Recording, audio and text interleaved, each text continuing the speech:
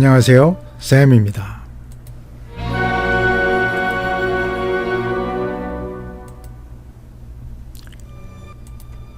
오늘은 히에라폴리스 파무칼레를 떠나 필라델피아로 갑니다. 가는 길은 포도밭이 끝없이 펼쳐져 있습니다. 이 지역의 주요 농산품은 포도이며 따라서 포도주가 많이 생산된다고 합니다.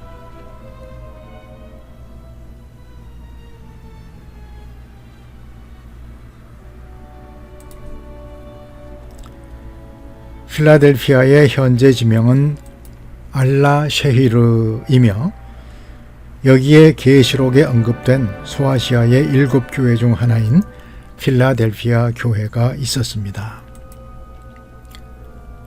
필라델피아는 초대교회 시대에 기독교의 중요한 중심지였습니다. 필라델피아는 기원전 189년 페르가몬 왕 에우메네스 2세가 건설했습니다. 그는 자신의 형제이자 후계자인 아탈로스 2세에게 자신이 준 이름을 붙여서 이 도시의 이름을 필라델피아라고 불렀습니다. 아탈루스 2세는 그의 형 에우메네스에 대한 충성스러운 사랑 때문에 그의 형으로부터 필라델포스라는 칭호를 받았었습니다. 그 후 기원전 133년에 이 도시는 로마의 통치하에 들어갔습니다. 기독교는 서기 1세기에 필라델피아에 들어왔으며 이 도시는 곧 초기 기독교 활동의 중심지가 되었습니다. 사도 요한이 계시록에서 필라델피아에 보낸 편지를 보면 주님은 박해에도 불구하고 믿음의 신실함과 인내를 지킨 필라델피아 교회를 칭찬했습니다. 필라델피아 교회는 이후 수세기 동안 계속 번성했으며 소아시아의 기독교 발전에 중요한 역할을 했습니다. 그러나 도시는 14세기에 오스만 투르크에게 정복당했고 기독교 공동체는 점차 쇠퇴했습니다.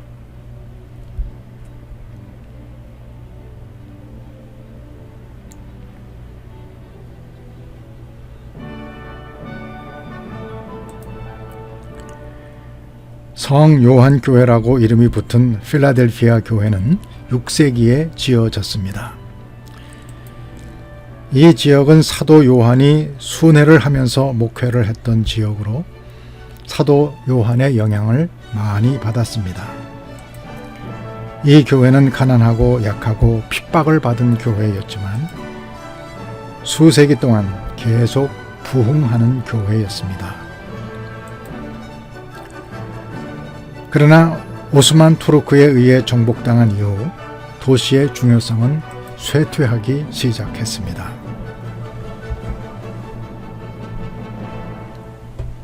그럼에도 불구하고 필라델피아의 기독교 공동체는 계속 존재했고 이 도시는 20세기 초까지 동방정교회의 주교구로 남아 있었습니다.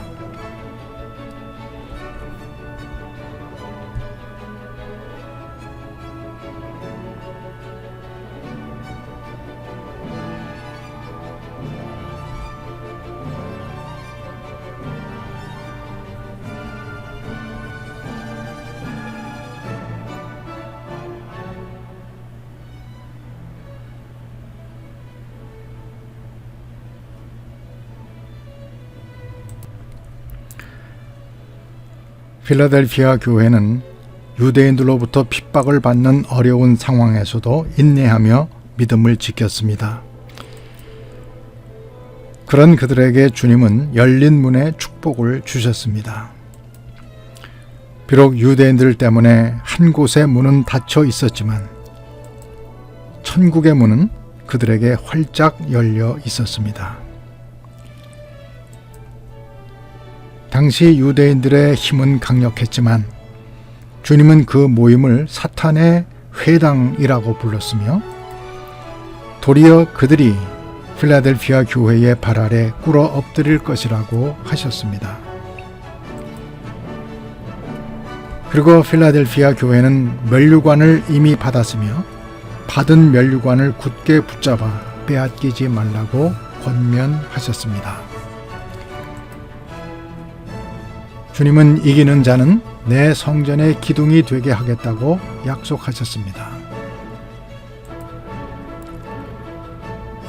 이 약속을 보증이라도 하듯이 신기하게도 세계의 육중한 기둥이 지진을 이겨내고 지금도 남아 있습니다.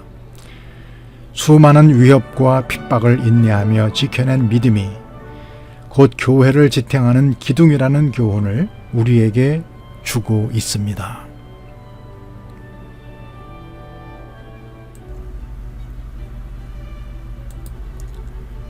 다음 여정은 사대교회입니다.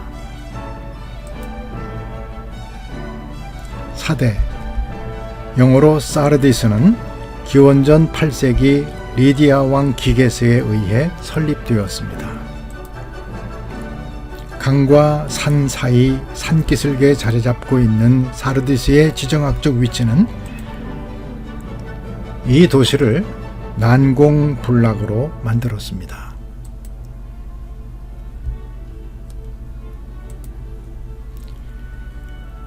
그러나 후일 페르시아에게 정복되고 또한 그리스에 정복되었다가 기원전 1세기에는 로마에 정복되었고 로마 제국의 속주가 되었습니다. 사르디스는 로마 통치하에서 번영한 도시였으며 수많은 사원, 극장 및 기타 건물이 있었습니다. 그리고 무역과 상업의 중심지이기도 했습니다. AD 1세기에 이곳에 기독교가 소개되었고 이 도시는 빠르게 신앙의 요새가 되었습니다. 사도 요한은 계시록의 사르디스 교회에 보낸 편지에서 배도에 대해 경고하면서 이 교회가 겉모습은 살아있지만 실제로는 죽었다고 책망합니다. 그리고 회개하고 믿음을 강화할 것을 촉구합니다. 지금 보시는 사대교회의 이 건물은 4세기 중반에 건축되었습니다. 그때는 이미 지진으로 신전이 무너져서 버려진 후였습니다.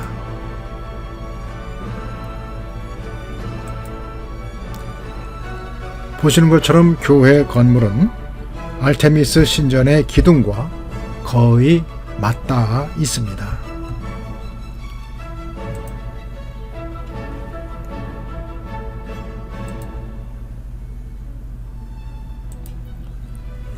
사대교회는 수세기 동안 계속해서 존재했습니다.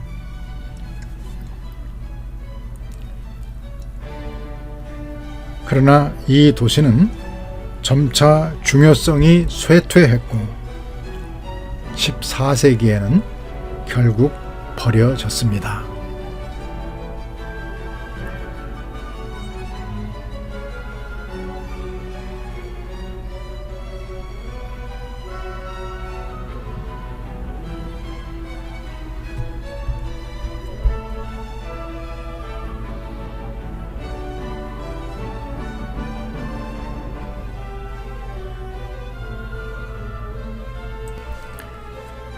사대교회와 붙어있는 알테미스 신전은 고대 세계에서 가장 큰 이오니아 신전 중 하나였으며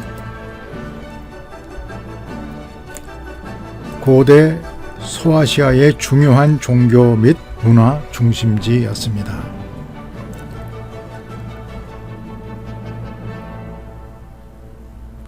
이 신전의 건축은 기원전 4세기 말에 시작되어 로마의 통치 기간에 이르기까지 수세기 동안 계속되었습니다. 이 신전은 그리스의 사냥, 광야, 출산, 소녀들의 수호자인 여신 알테미스에게 헌정되었습니다.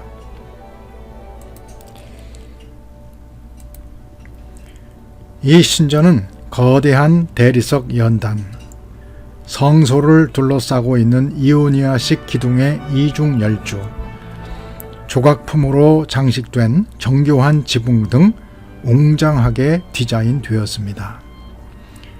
이 신전은 사르디스와 주변 지역의 종교 및 문화 생활에서 중심적인 역할을 했습니다.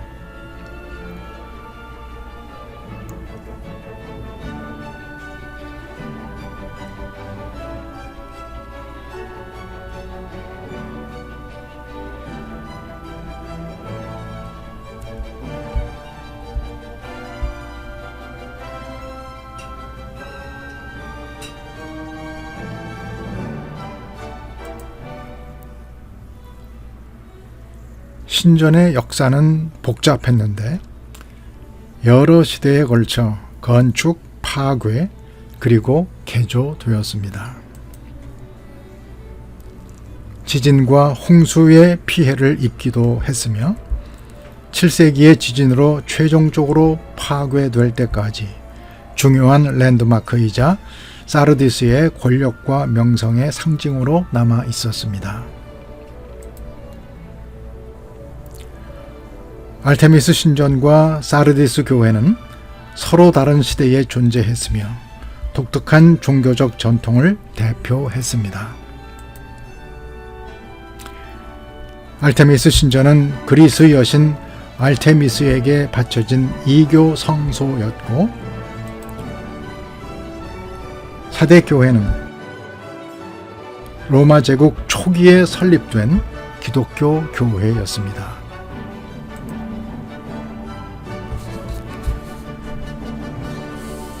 서로 상반되는 종교적 정체성에도 불구하고 역사적으로 어느 정도 상호작용을 해왔습니다. 그것은 대조와 공존의 관계였습니다. 신전은 헬레니즘 시대에 만연했던 이교 문화를 대표한 반면, 교회는 로마 제국에서 점점 커지는 기독교 영향력을 구현했습니다.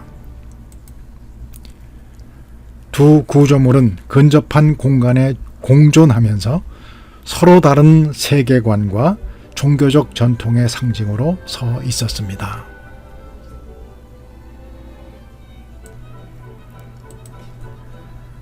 알테미스 신전과 사대 교회의 대조되는 역사는 고대 소아시아의 복잡한 종교적 역동성을 보여줍니다. 이는 이교 문화에서 기독교 문화로 전환되는 과정에서 갈등과 공존이 함께했던 시대의 산물이었습니다. 살았다 하는 이름은 가졌으나 실상은 죽은 교회로 불렸던 사대 교회는 물질적으로 풍요로웠던 도시들의 교회가 대부분 밟았던 전철처럼 사대 교회도 역시 겉모습은 살아있으나 내면적으로는 죽은 교회로 전락하여 회개하라는 책망을 들었습니다. 무엇이 사대 교회를 죽게 했었는지 모릅니다. 그러나 아마도 지리적 안정과 물질적 풍요가 주는 안일함과 나태에 빠졌기 때문이 아닐까 하고 생각합니다. 이는 오늘날 이 시대의 교회들도 되새겨 보아야 할 교훈이 아닐까요?